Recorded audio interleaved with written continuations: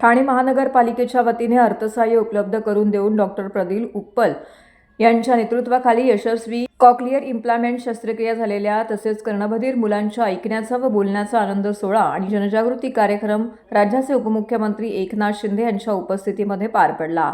जन्मजात कर्णबधिर असलेल्या मुलांची तपासणी करून केलेल्या इम्प्लांट शस्त्रक्रियेसाठी निधीची कमतरता भासू नये याकरिता सर्वतोपरी सहकार्य केली जाईल अशी ग्वाही उपमुख्यमंत्री शिंदे यांनी यावेळी दिली आहे। या कार्यक्रमास महापौर शर्मिला पिंपोळकर, उपमहापौर कृष्णा पाटील, सभागृह नेते हनुमंत जगदाळे, विरोधी पक्षनेते अशरफ शानू पठाण, शिवसेना गटनेते पवन कदम यांसह लोकप्रतिनिधी, ठाणे महानगरपालिकेचे अधिकारी, दिव्यांग कला केंद्राचे किरण नागती, कर्णबधिर शस्त्रक्रिया झालेली मुले व त्यांचे पालक उपस्थित होते। यावेळी उपमुख्यमंत्री शिंदे यांनी कॉक्लिअर इम्प्लांटमुळे नवजीवन मिळालेल्या मुलांचे आणि त्यांच्या पालकांचे मनापासून अभिनंदन केले आहे। मुलांच्या चेहऱ्यावरील आनंद आणि पालकांच्या डोळ्यातील समाधान हेच या कार्याचं सर्वात मोठं यश असल्याचं त्यांनी सांगितले। ऑपरेशनसाठी कसलीही निधीची पैशांची कमतरता भासू देणार नाही। ज्या मुलांना उपचाराची गरज आहे त्यांची यादी तयार करा। निधी, सुविधा किंवा इतर कोणतीही आवश्यकता असेल तर शासन आणि ठाणे महानगरपालिका तुमच्या पाठीशी ठामपणे उभी राहील असंही त्यांनी नमूद केलंय। तसेच कर्णबधिर मुलांवरती लहान वयात उपचार झाल्यास 100% परिणामकारक लाभ मिळू शकतो। त्यामुळे अशा मुलांचा वेळेत शोध घेऊन उपचाराची व्याप्ती वाढवणं आवश्यक असल्याचं देखील त्यांनी सांगितलं आहे। 15 ऑगस्टच्या मनापासून शुभेच्छा। स्वातंत्र्य दिन चिरायू हो अशा शुभेच्छा।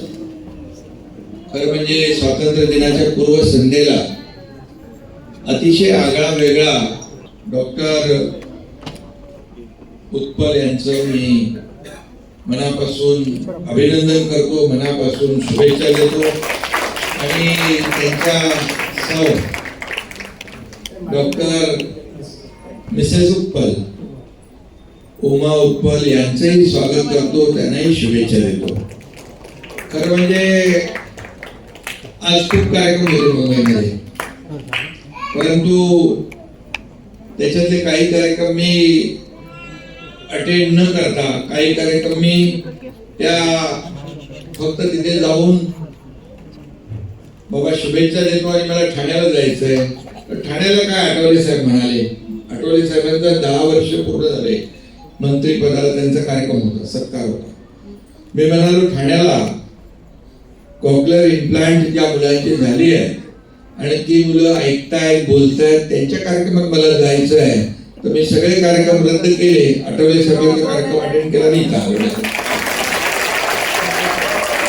हा एक इमोशनल कार्यक्रम आहे आणि खऱ्या अर्थाने मी पाहिलं, डॉक्टरांशी देखील मी बोलत होतो की ही मुलं जी आहेत, ही मुलं 500 मुलांचं ऑपरेशन केलं। ही मुलं बोलू शकत नव्हती, ऐकू शकत नव्हती, त्यांचं सामान्य मुलांसारखं जीवन नव्हतं आणि डॉक्टरांनी यामध्ये पुढाकार घेतला। ते म्हणाले तुम्ही पहिलं ऑपरेशन केलं काय, त्यामुळे एका यशस्वी पुरुषाच्या मागे डॉक्टर सौ आपल्या उत्पल तुमच्या पाठीशी आहे।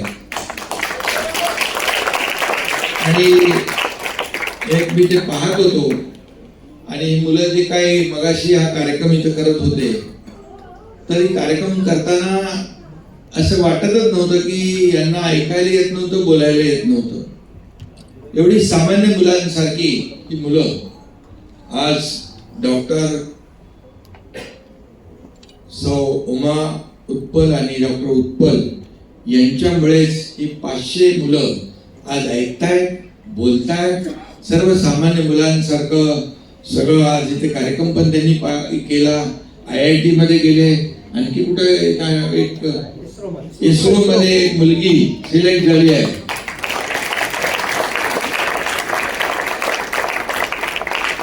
आणि खरं म्हणजे मी तर एक छोटासा एक निमित्त ठरलो, कारण शेवटी या कॉक्लिअर इम्प्लांटसाठी फार 6-6.5 लाख रुपये खर्च होतो आणि तो सगळ्यांना शक्य होत नाही। त्याचबरोबर जी लहान मुलं असतात, जन्मतः त्यांच्या हृदयामध्ये छिद्र असतात, ती देखील सर्जरी महागडी आहे ती आपण किती केली ऑपरेशन? 9000 पेक्षा अधिक झाले.